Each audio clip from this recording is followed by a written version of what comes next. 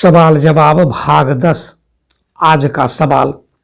सवाल 1, मोबाइल को रात भर चार्जिंग पर लगाया जाए तो क्या होगा। सवाल 2, चंद्र ग्रहण किसे कहते हैं। सवाल 3, पृथ्वी से चंद्रमा का एक ही भाग क्यों दिखाई देता है। सवाल 4, समुद्र का पानी नीला क्यों दिखाई देता है। सवाल 5, धूप सफेद क्यों नजर आती है। सवाल 6, तारे क्यों टिमटिमाते हैं।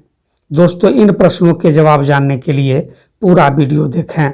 आगे बढ़ने से पहले आपसे आग्रह है कि जो साथी नए हैं या आपने अभी तक अपने YouTube channel amazing top facts को सब्सक्राइब नहीं किया है तो कर लें और बेल को भी प्रेस कर लें ताकि वीडियो अपलोड होने पर इसकी सूचना आपको मिल सके। आज बहुत ही इंफॉर्मेटिव विषय लेकर आया हूँ, इसीलिए पूरा वीडियो देखें। चलिए आगे बढ़ते हैं। सवाल 1, चंद्र ग्रहण किसे कहते हैं। चंद्र ग्रहण तब होता है जब सूर्य व चंद्रमा के बीच पृथ्वी इस प्रकार से आ जाती है कि पृथ्वी की छाया से चंद्रमा का पूरा या आंशिक भाग ढक जाता है। जब इस स्थिति में पृथ्वी सूर्य की किरणों के चंद्रमा तक पहुंचने में अवरोध लगा देती है तो पृथ्वी के उस हिस्से में चंद्र ग्रहण नजर आता है। इस ज्यामितीय प्रतिबंध के कारण चंद्र ग्रहण केवल पूर्णिमा की रात्रि को ही घटित हो सकता है। सवाल 2, पृथ्वी से चंद्रमा का एक ही भाग क्यों दिखाई देता है। यह एक छोटा सा पिंड है जो आकार में पृथ्वी के 1/4 है। चंद्रमा पृथ्वी की परिक्रमा लगभग 27 दिन 7 घंटे 43 मिनट 15 सेकंड में करता है तथा इतने ही समय में अपने अक्ष पर घूर्णन करता है। यही कारण है कि पृथ्वी से चंद्रमा का एक ही भाग दिखाई देता है। सवाल 3, समुद्र का पानी नीला क्यों दिखाई देता है। आसान शब्दों में इसका जवाब है कि समुद्र के जल में नीले आसमान का परावर्तन होता है, इसीलिए समुद्र नीला दिखाई देता है। साथ ही यह इस बात पर निर्भर करता है कि समुद्र को किस कोण से देखा जा रहा है। सूर्य के प्रकाश में सभी रंग उपस्थित होते हैं। जब सूर्य का प्रकाश समुद्र के जल से टकराकर लौटता है तो समुद्र का जल इसमें से अधिकांश रंग अवशोषित कर लेता है।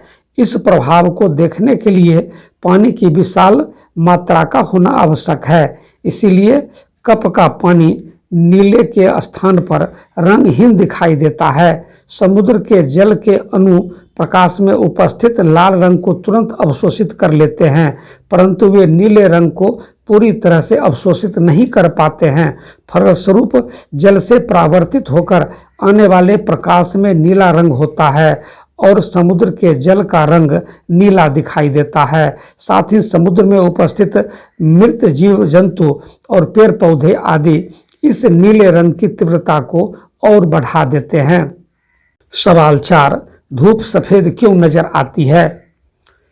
प्राथमिक रंग 2 प्रकार के होते हैं।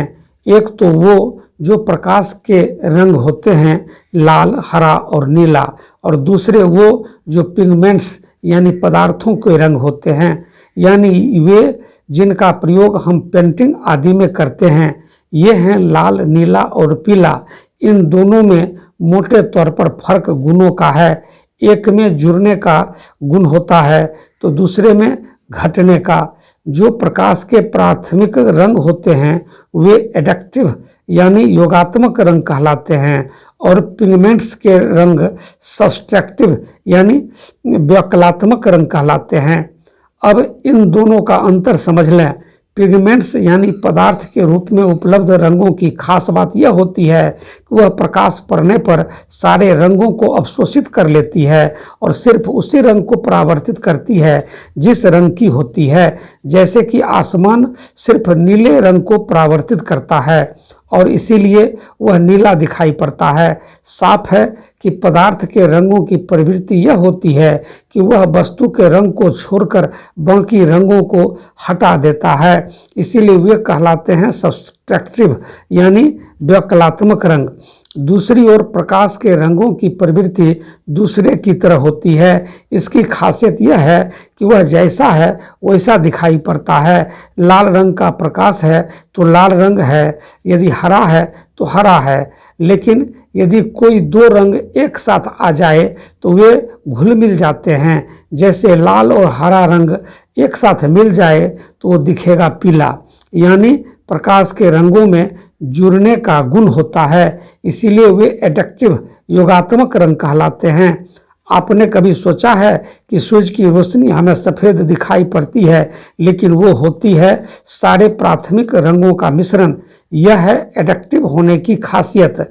लेकिन अगर आप चाहें कि पदार्थों वाले प्राथमिक रंग मिलाकर सफ़ेद रंग बना लें तो यह संभव नहीं है। सवाल 5, तारे क्यों टिमटिमाते हैं?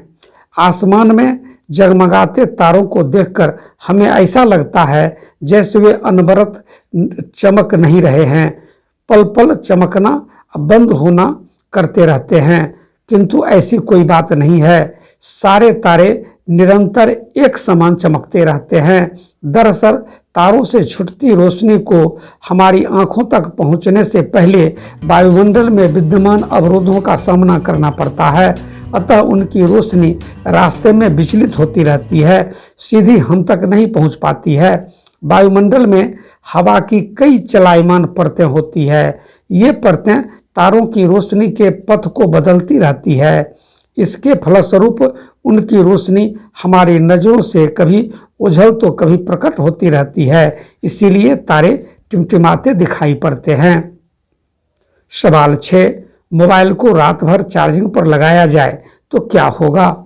जवाब, दोस्तों वैसे तो अक्सर हमारे साथ ऐसा होता है कि हम मोबाइल को चार्जिंग पर लगाकर भूल जाते हैं और मोबाइल रात भर चार्जिंग में लगा रह जाता है। लेकिन क्या रात भर मोबाइल चार्जिंग पर लगाने से मोबाइल की बैटरी खराब हो जाती है? कुछ लोग कहते हैं कि रात भर मोबाइल चार्जिंग में लगा रहने से फ़ोन में विस्फोट हो जाएगा या फिर बैटरी खराब हो जाएगी। लेकिन आजकल के फ़ोन में लिथियम आयन बैटरी आती है, जो चाहे तो आप अपने मोबाइल को चार्जिंग पर लगाकर कई महीनों तक छोड़ सकते हैं। आपके मोबाइल को कुछ नहीं होगा। आज के लिए बस इतना ही। मुझे उम्मीद है कि आज का वीडियो आपको बहुत पसंद आया होगा। अगर अच्छा लगा हो तो अपने दोस्तों को शेयर करने में कंजूसी नहीं करिएगा। साथ ही ऐसे पोस्ट के लिए अपने चैनल अमेजिंग टॉप फैक्ट्स को सब्सक्राइब करना कभी मत भूलिएगा।